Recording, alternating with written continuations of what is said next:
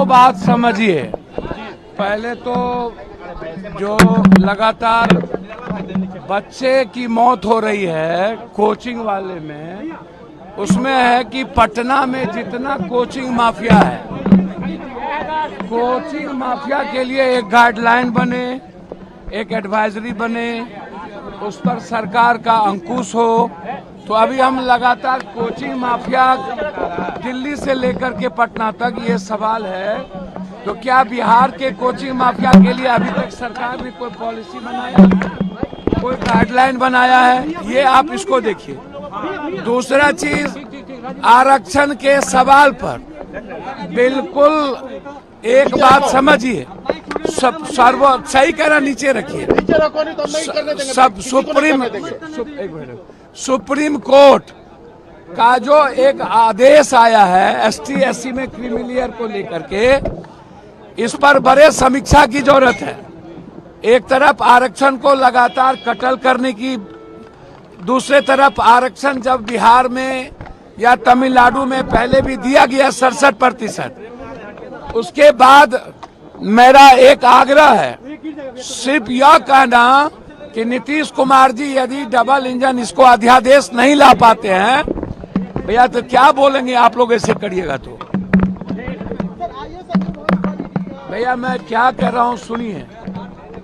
मेरा कहना यह है कि आरक्षण के सवाल पर 7 जज का जो आदेश है, इस पर बड़े समीक्षा की जरूरत है और सदन में इस पर चर्चा करने की जरूरत है। सर्वदलीय बैठक की आवश्यकता है। अब एसटी एससी में जिसकी आर्थिक, सामाजिक, शैक्षणिक आज भी 1.7 से ऊपर नहीं है और वहां भी क्रीमिलियर की बात होगी, तो निश्चित रूप से एक समीक्षा की जरूरत है और उस पर अध्यादेश लाने की जरूरत है। लेकिन जो बिहार की बात है, उसमें मेरा सीधा है कि बिहार में गलती किसने की? सरकार तो दोनों आदमी की थी ना। तो बिहार में आपने यदि इसको कैबिनेट के बाद डिसीजन ले करके सदन में पास करवा करके भेज दिए होते, तो आज ये प्रॉब्लम क्रिएट नहीं होता। तो गवर्नमेंट जिसकी थी उसी ने इस प्रॉब्लम को बढ़ाया है।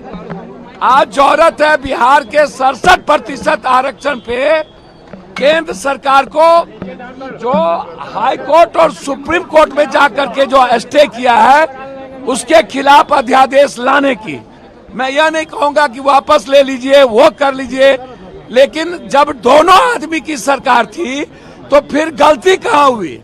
जब आपने 67% आरक्षण दिया तो फिर सदन में पास करके क्यों नहीं भेजा?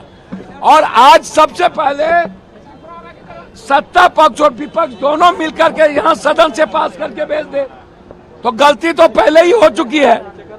और दिल्ली में भी सुप्रीम कोर्ट का जो क्रीमिलियर है वो भी मामला है, तो दोनों मामला को इसी सत्र में बहस करा लेने की जरूरत है।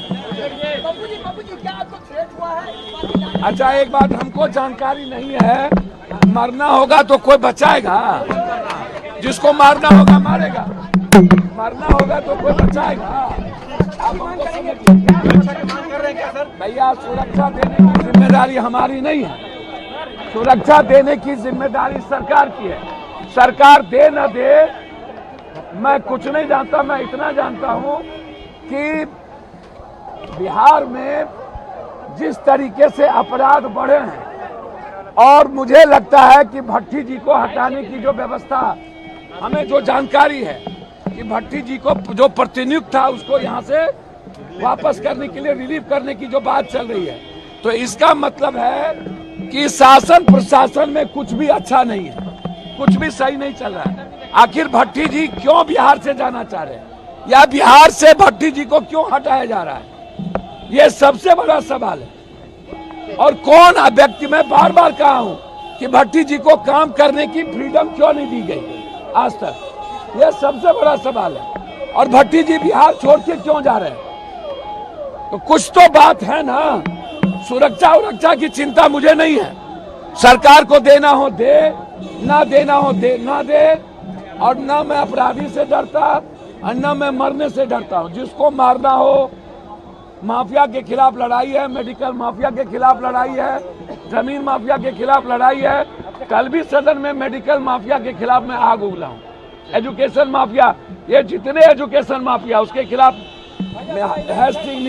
तो एजुकेशन माफिया पर निरंकुश लगना चाहिए, उस पर गाइडलाइन होना चाहिए और सरकार एक नियमावली बनाए किसी भी कीमत पर। सबसे ज्यादा शोषण बिहार के बच्चों का एजुकेशन माफिया कर रहा है, इसलिए है सीधा लड़ाई है। एजुकेशन माफिया से भी है, मेडिकल माफिया से भी है, तो इसीलिए जान की चिंता मुझे नहीं। आरक्षण के अंदर आरक्षण की बात हो रही है, बिल्कुल गलत है। मैं इसको ओबीसी को पहले ही बर्बाद कर दिया, अब एसटी एससी को बर्बाद करना चाहते हैं। इस पर सदन में चर्चा की जरूरत है, जरूरत पड़े तो अध्यादेश लाने की जरूरत है। भैया किसी को ईटे नहीं सताता है, शहादत शहीदों का परिवार है, जिसको मरने से नहीं डर है। राहुल गांधी को कोई डरा सकता है, लेकिन जो हालात है ईडी के, चूज एंड बाइफर्केशन, और जिस तरीके से आप कर रहे हो, बिहार में बहुत सारे पदाधिकारी पर ईडी का केस है, जो बड़े बड़े पदों पर सेक्रेटरी बैठे हुए हैं, 2-3। सबका नाम आ रहा है सर, जितना आईएएस है पटना में बैठे हुए सेक्रेटरी सब ईडी के शिकंजे में।